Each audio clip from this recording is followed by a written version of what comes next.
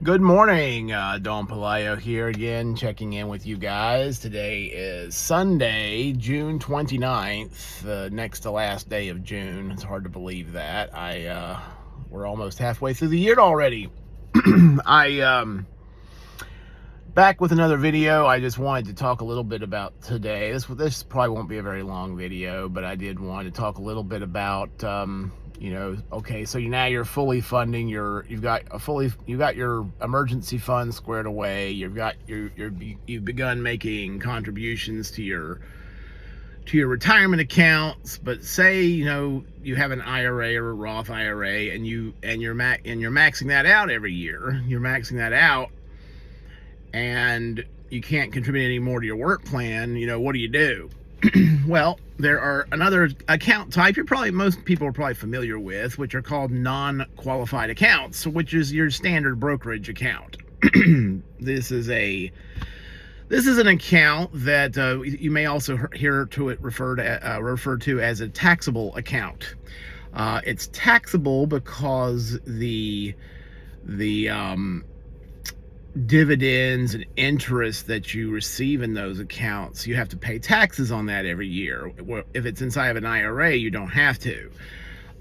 With the taxable account, any earnings, in terms of if you liquidate an investment and you liquidate an investment and you have capital gains, if you have interest income, or if you have dividend income, that is all taxable. So these accounts you typically want to keep in your non-qualified account. You probably want to hold holdings in there which are more growth oriented, because typically your growth investments don't pay much in the way of income. Any mutual funds that you've got, you may want to really make sure to see if they pay out, because sometimes they pay out gains each year, those mutual funds, and if they pay those out, you're gonna have a little tax bill from that. So I would just orient my account more towards growth in those non-qualified accounts, avoiding as much as possible the taxes each year, because that's the real downside to those accounts. The good thing about the non-qualified account, there's no limits. You can put as much money in there as you want to every year. So it's more like a savings account in that way, but you're just investing the money. I do have a non-qualified account. I don't have a whole lot in that because I'm really focused on maxing out my retirement accounts, really. I do intend to gradually start building it up a little bit. I would rather put money in my Roth than put money in a non-qualified account. So that's kind of where I'm at. But for those people that have a lot of disposable income and are able to max out their accounts and feel comfortable doing that, those non-qualified accounts are a good place to put money to help it to allow more of your money to grow. You typically, in your average brokerage account, you're going and picking and choosing your investments. So you'll have to decide what you want to buy. Some people keep it simple and just buy like an S&P 500 fund. You can find, some people want to invest in individual stocks. Like I mentioned before, you may want to skew towards growth, which means more like tech stocks, technology stocks, AI. There's a lot of places where you can go. You could also look at potentially going with smaller companies, which may not pay out as much in terms of dividends, because they're trying to grow the company. But you can find all the information on any distributions the companies are paying out. You can find all of that on, I use Morningstar. Morningstar.com is a good website to use to find that information. Again, I'm not giving any particular investment advice here. Don't construe this as investment advice. This is just how I look at it. it all really, to really get specific investment advice, an advisor has to know your specific situation. They need to know your tax situation. They need to know your risk tolerance. There's a lot of things they need to know. So just keep that in mind. So I've been thinking a little bit the last few days about my plans. For those of you, I think I've probably talked about this before. I'm 48 years old. I'll be 49 in August. I have been married and divorced twice. I'm not going down that road again. I've already decided I'm going to remain single. It's just kind of the way I think it's just the way it was meant to be for me. I was fortunate enough to have 2 children, 2 daughters. My oldest will be 21 in September, which I cannot believe. That doesn't even sound right. My youngest will be 14 in December, so time is marching on very quickly. I've been back and forth a lot on my future plans, and there's still some things to kind of hash out a little bit, family obligations and things like that. I've looked at my numbers, and I've run a financial analysis. I'm using financial planning software at work, and I was hoping I could try to retire at least by 50, by 60, at the latest. I think 60 is going to be a little bit aggressive. It's possible, but I would really have to, I would have to outperform the market with my investments for the next 10 years, and that's not easy to do. So it's looking a lot more realistic for me to retire at 62. I'm thinking I could retire at 62. Hopefully Social Security, I really do not think that Social Security is going to go anywhere, because it is such a politically popular program. People are not going to allow Social Security. The voters there would be an uprising if they tried to cut Social Security benefits. So that's not going to happen, I don't think. So I think it's much more likely that taxes will go up. I think at some point they're going to have to lift the cap significantly on Social Security income in order to pay out those benefits. So I see that coming down the road. But I should be able to retire at 62, barring some major economic collapse here in the United States, which isn't out of the realm of possibility. And I'm thinking I'm going to go and live in Europe for maybe 3 or 4 years. Between like 62 and 65 or something like that, for maybe 3 years that I'll be over there. There's several reasons why I want to do this, and I could potentially stay longer. I just don't know yet. I haven't made up my mind with all that yet.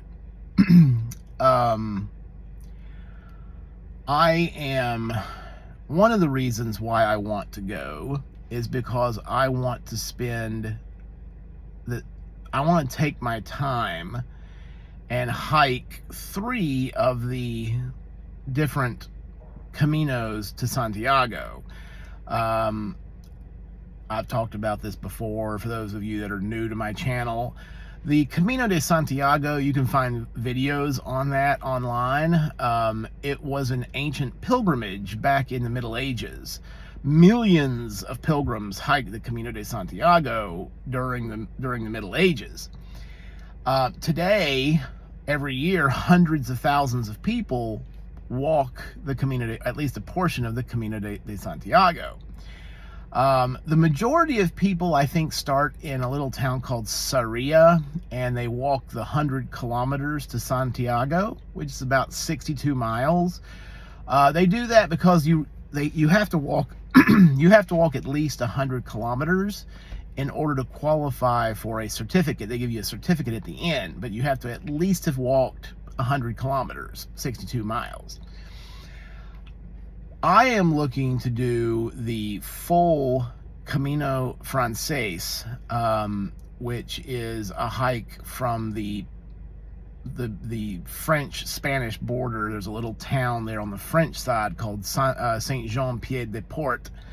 I want to hike from there across the Pyrenees and over to Santiago, which is about 500 miles. I don't want to kill myself in my early 60s trying to do this, so I would like to take it at a leisurely pace. Do it maybe 5 to 8 miles a day, something like that.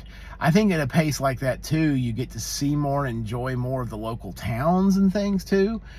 So at a pace of, let's say if I do, let's say 7 miles a day, over 500 miles, you're talking what, about 70 days, a little over 2 months, 2.5 months to walk the whole thing.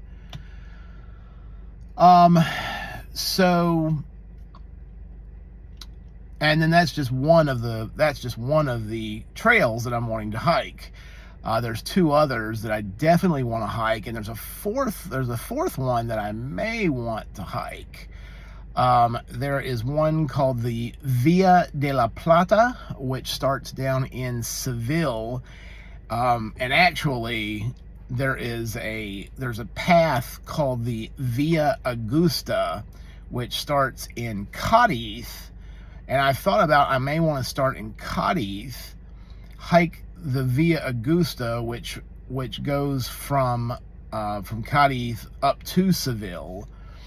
The Via Augusta was an old Roman road, actually. It was built by the Romans, and it connected southern Spain with Rome.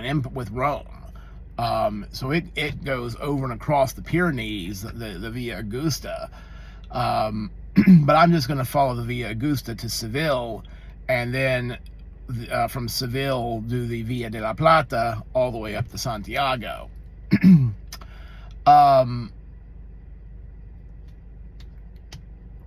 So that's the second one. Then there is the Camino del Norte. There's the northern Camino, which basically goes along the northern coast of Spain. So it starts over there in the Pyrenees, and you're basically hiking along the northern coast. And I've heard that's one of the prettiest hikes of all the Caminos. So that one I would like to do. I do hear that it's a little bit more rugged than the Francés or the Via de la Plata. I think is fairly flat. There's not a lot of ups and downs on that one, I don't think. But the Camino Francés has a couple of patches of mountains that you're with the Pyrenees, and then when you get into Galicia. But the Via de la Plata at least starts out fairly flat. I guess maybe when you start getting up into Galicia, you start getting some hills. But there's a fourth one that I'm considering hiking, and that is called the Camino Portugués, the Portuguese Camino. And I think that starts in Porto, but I would probably start in Lisbon, hike from Lisbon up to Porto, and then Porto on up to Santiago. So to hike all 4 of these, I figure is going to at least be like almost a full year of walking, just about. And I'm not going to do them back to back. So I figure if I'm over there for 3 years, I can get that done. And then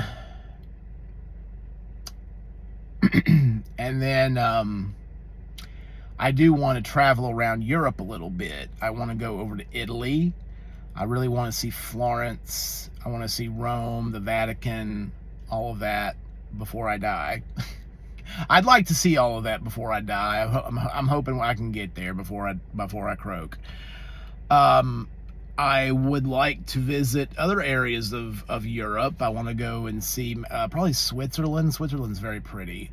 Parts of France, I'd like to go to the UK, but the UK's got some issues. They're gonna have to clean up their issues before I'm gonna, be, I'm worried that by the time I'm ready to go over there, it's gonna look kind of scary over there in London. So it's already getting dicey these days over there. So I don't think the Spaniards are going to allow that to happen to their country, to be honest with you. They do have some immigrants passing through. Most of the immigrants that come through Spain, they don't stay in Spain. A lot of times they're just traveling through, because most of the immigrants from Africa and all are either English or French speakers. They don't speak Spanish.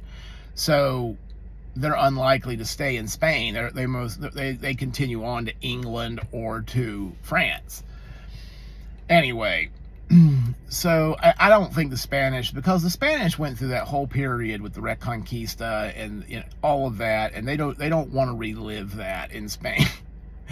So I don't see the Spanish getting out of hand in their country like it has in some parts of England and some parts of France.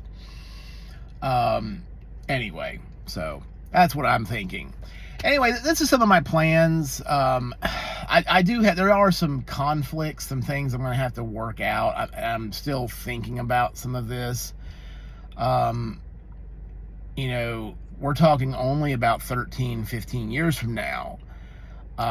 It's very possible that at least one of my parents, if not both of them, will still be with us at the time, but they're going to be pretty elderly at that point. I'm going to have a hard time leaving my elderly parents to go and have my little adventure.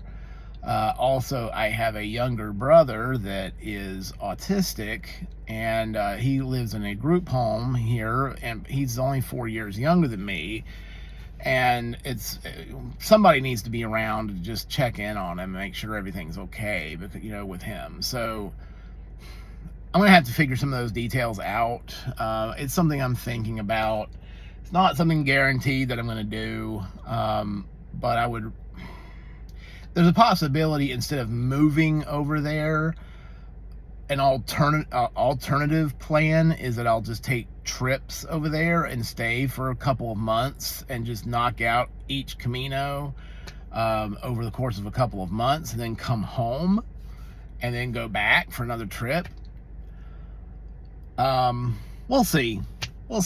I'm still kind of debating all of that in my head. So anyway, I'm over here in Walkertown. I'm getting ready to go visit my parents.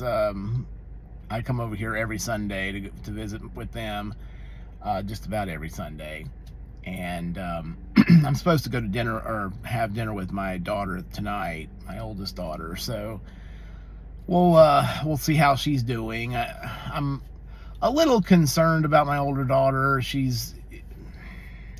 It seems like she's kind of being a little short-sighted with schooling right now. It's like she just wants to work right now. She's just wanting to work, which is fine. I think she should have a job, but I feel like she needs to be gaining some skills and gaining something that's going to help her earn more money in the future, And it's like she's not really.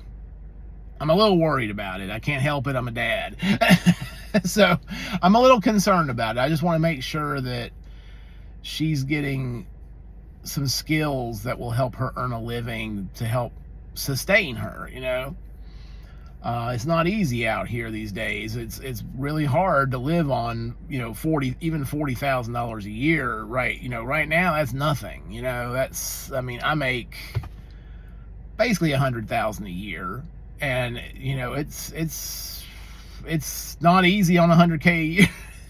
So it's that,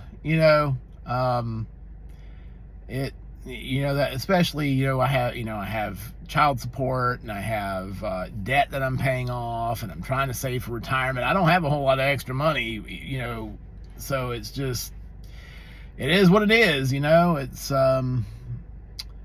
just kind of goes along with it. Anyway, I'm going to get going, you guys. You guys all have a great evening. This is Dumb Polite, or a great day. I'm sorry, it's morning. Have a great Sunday. I'll be putting out another video shortly, and I think my next video I'm going to be talking about life insurance. I know some people start tuning out when they hear about life insurance, but let me tell you, especially if you got a family, if you got kids, life insurance is a real crucial necessity in this day and time, because if the breadwinner passes away unexpectedly, and it does happen, I've seen it happen, and they don't have adequate life insurance, the families can be in real financial straits, and you don't want to put that on your kids. You don't want to put that on. So life insurance, fortunately, there's products like term life insurance, which is fairly inexpensive. There is permanent insurance, whole life, universal life, variable universal life policies, which are more expensive but have other benefits with them. Anyway, I'll talk more about that on my next video. You guys have a great day, and this is Don Pelayo checking out.